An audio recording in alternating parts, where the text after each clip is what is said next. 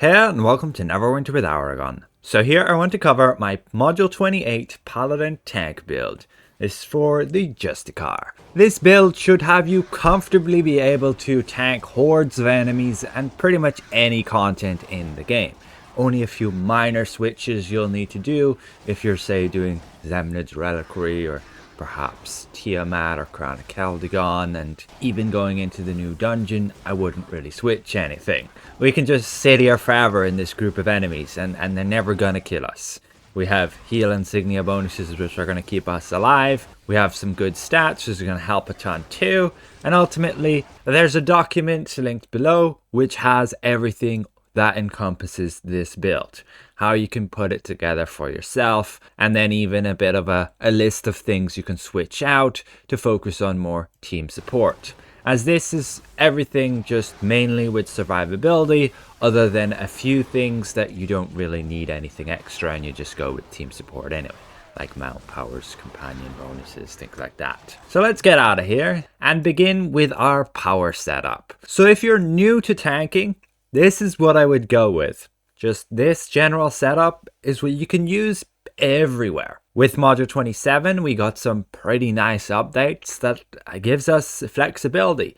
We can use an awful lot more of our powers, and we can ultimately run like single target power here, defensive power here, another defensive power here. And if you're going in multi-target fights, you just trigger your intimidating presence, which is then your divine like champion, which then has this area around you. You can see that area on the ground as well. Whenever you go near enemies with that, they're going to take some damage. And so while you hit them with that, you're also hitting them with an increased threat attack of 100 magnitude, which means everything's going to attack you, and it's just super easy to basically be in multi-target content and make sure everything attacks you. So you can have smite to like draw enemies from afar, hitting one of them, they come close and then they get scooped up with your area and everything is just gonna always hit you. And it's super easy on Paladin Tank, and you're pretty much the best tank at grouping up enemies and making sure they're all attacking you. However, there are a few things I would switch around to optimize depending on content. For example, our at-wills, we use Shielding Strike. That's not going to be that much use in multi-target content, so you maybe want to switch to Oath Strike. It'll give you some extra area threat damage as well. You can hit lots of enemies at once too, but it's generally not very needed if you're just going to use the Charging Bull Ring bonus to gain that area threat anyway, combined with intimidating presence, and you don't really need to even use at-wills in multi-target. So Shielding Strike I have there for those boss fights, and it does decent damage, and the way the threat rework was, it's not that far behind in the threat generation as with Oath Strike. So you can generally do with that just fine. For the encounters, again, we have Smite for single target along with the top of the threat list feature there. That just, if you lose threat, smite them and you'll take it back instantly. And also at the beginning of the fight, you'll want to use like maybe one or two of these while you have intimidating presence active to make sure the boss is always going to be attacking you. Then you have Absolution, just to take 20% less damage for 8 seconds. And then Binding Oath for the insane stamina regen. This is just huge. And if you're taking lots of hits, you'll also deal damage back, which generates even more threat. Of course, be aware you do have other powers that you can use. I would highly recommend Burning Light in multi-target content. You could switch it out, say, instead of Absolution there. You have Templar's Wrath. You want some more instant area threat, you can switch that out instead of Smite. And you have like Relentless Avenger, you could switch that out here. Just if you want a quick gap closer, generally not that necessary. You can use Radiant Slam for the most part. But ultimately, feel free to mess around with what you want to use. But this is generally my go-to setup, other than Burning Light, switching out instead of Absolution when in multi-target. Just having the ability to stun enemies so they just stop attacking is really great, especially at the beginning where you don't want them to all jump you, or you want to make sure you have a little bit of time to build threat on them so that they'll make sure to continue attacking you. As for your daily powers, it's generally Divine Judgment for the start of a fight. So you'll want to make sure to use that, combining with a Manticore bonus in order to deal an absolute ton of damage, which equates to a ton of threat. You make sure the boss is always going to be attacking you. You want to be using your block ability to absorb enemy hits. You can see then you'll just lose your stamina rather than your actual hit points, and that allows healer to heal you back if you are missing some hit points.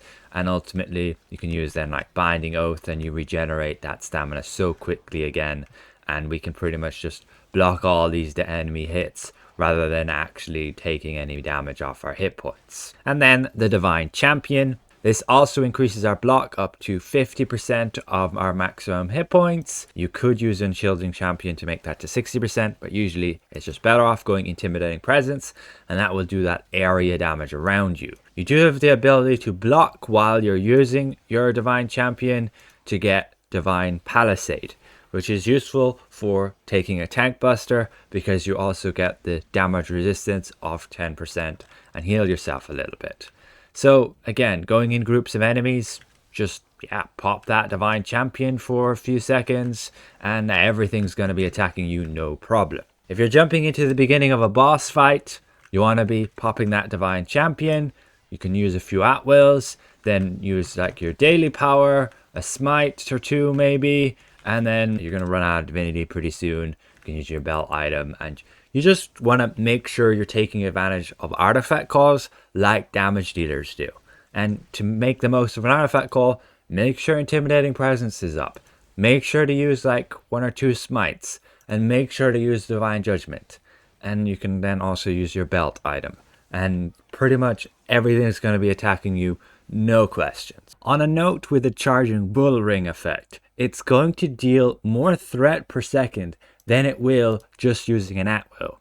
So what you can do is when you have nothing to do, like no powers to cast, you can just move in a little circle if the enemy's in front of you, especially in multi-target content. You just don't stand still in multi-target. You go to a group, you activate Divine Champion, and you just keep running around them a bit. Group them up, and that's it.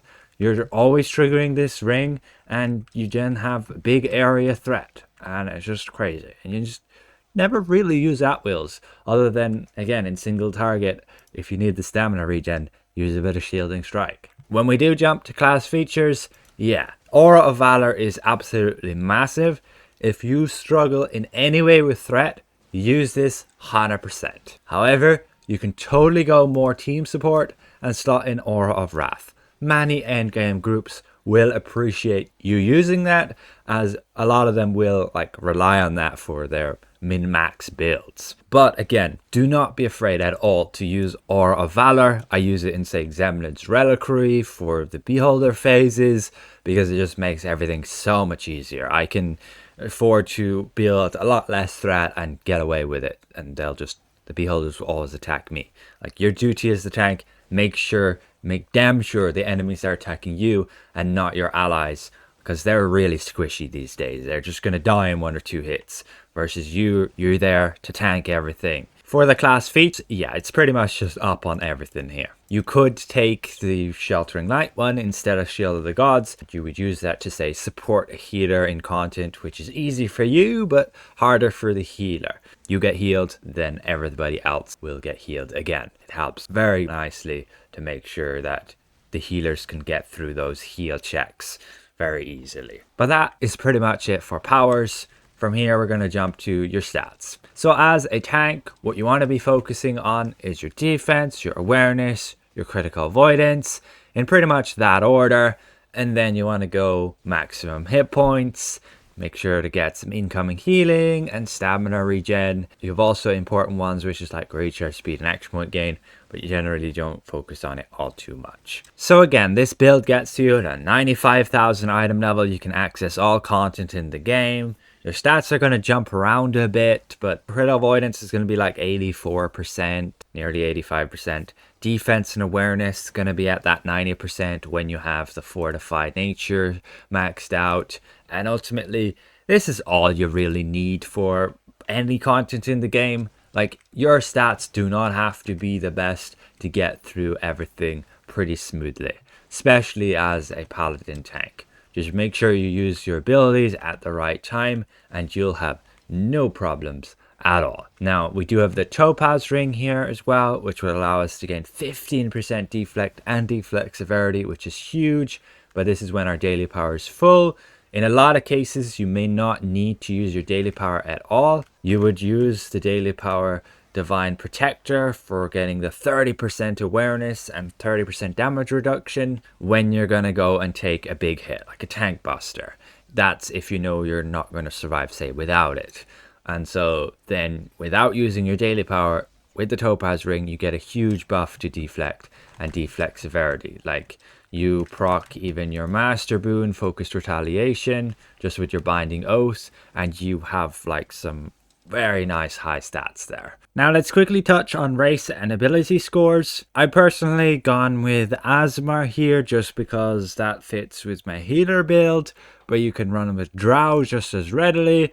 On the live server, I'm a Renegade Drow, and you can see the different races here that I've ranked in terms of what benefits they're going to give you and how useful they are. Just be aware again, those star ones are for mainly team support, and then if you wanted to go like Dwarf, Human, Dragonborn, Halfling, and so on, that's all like mainly just survivability for you, and that's it. For ability scores, I do recommend just Constitution and Charisma all the way.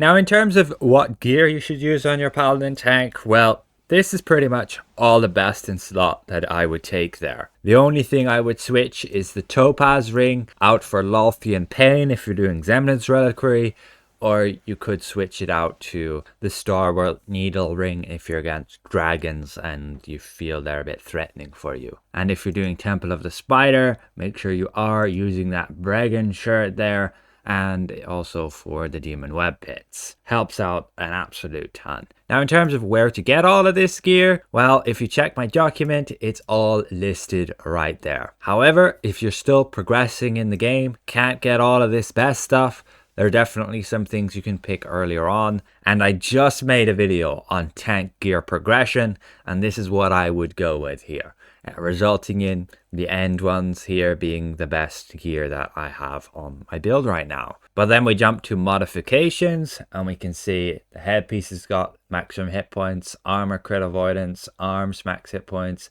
boots crit avoidance. Then neck, rings, and waist just all have awareness there, and that's pretty much it. If you're missing more critical avoidance or even defense, you don't get that to 90% in combat, then say slot in some defense or crit avoidance into it instead of hit points there. Then we jump to our enchantments, and this is what I generally go with. Now, in offense, it doesn't matter so much. Sure, power's like ideal, but you could have any of your spare enchantments there, it's fine. Just in defense, I have all Jades here to get that maxed out. Utility, we have incoming healing with the Cobalt, and then we have like a Resiliency of the Depths and an Unholy Protection Overload. Only use those in challenging content, no need otherwise. And then the Combat Enchantment, the Fortified Nature. Yes, you can use, say, the Flash Freeze, and you'd potentially use the Flash Freeze when you're in content that you're not getting hit a lot. But even then, because you're not getting hit a lot, you're not going to trigger that a lot, and then it's whatever. It doesn't really matter what one you use, to be honest. And if you're a newer tank and you don't want to use Scrolls of Life, you could have the Soul Shield to just instantly revive you. Especially early on, when you only have a Soul Shield on green, it's way more effective than any other combat enchantment on green. So just have that for the free revive.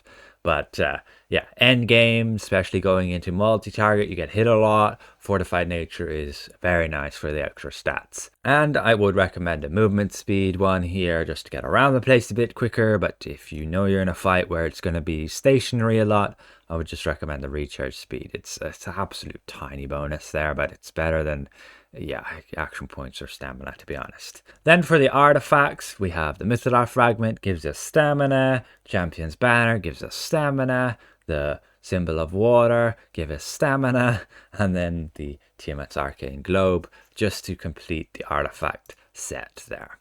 There are, of course, alternative artifacts for stamina you can use. There are all of these on the list here. Everything got rebalanced to be 15%, but you can see the only difference then is item level. Now, you might not be lucky enough to always get to run the Mythic fragment, and I would recommend having a few at hand to cover like the top ones on this list. You want to have like 10 different ones ideally, and then you can best fit in any group. From here, we jump to our companions. So this is what I have in my page here. You can get some updates to the companion equipment.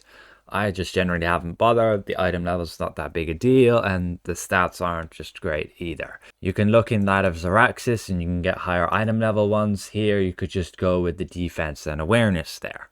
But I kind of need crit avoidance and incoming healing, and none of them really have any of them here. So I wouldn't really bother with those. And the ones I have are coming from the Crown of Keldagon trial, or you can pick up one piece from the choice pack that you get through Scaleblade Summit, and another one through the choice pack from the North Arc. As for our summoned companion, well, you want to use one usually to support the team. So I would generally go with one of the ones from this list.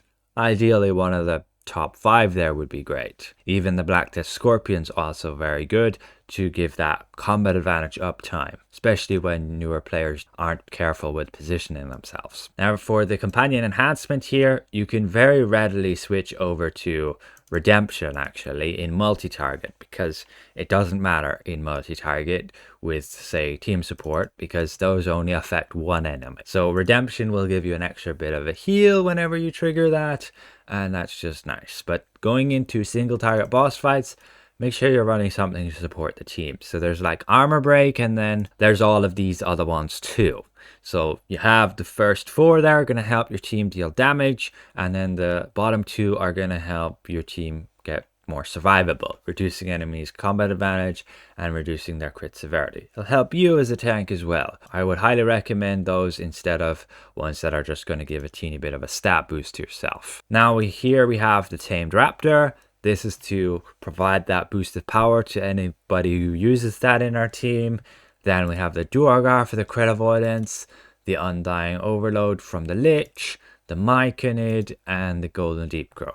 However, be aware it's not that important to have exactly what I have. There are a lot of different ones that give similar stats, and just, yeah, don't be afraid to take more budget options. And as long as you're trying to focus on, say, crit avoidance, awareness, and defense, you're generally fine. From here, we jump to our mounts. And in our current tab, we want one that's going to support the team. In multi-target content, it doesn't really matter. You can use like the Vortex, you can use the T-Rex, you could use the Pegasus. Those are like the best ones there. But then in single target, it gets more important, and you want to have one of the 4, that's one of the top 4 here on this list.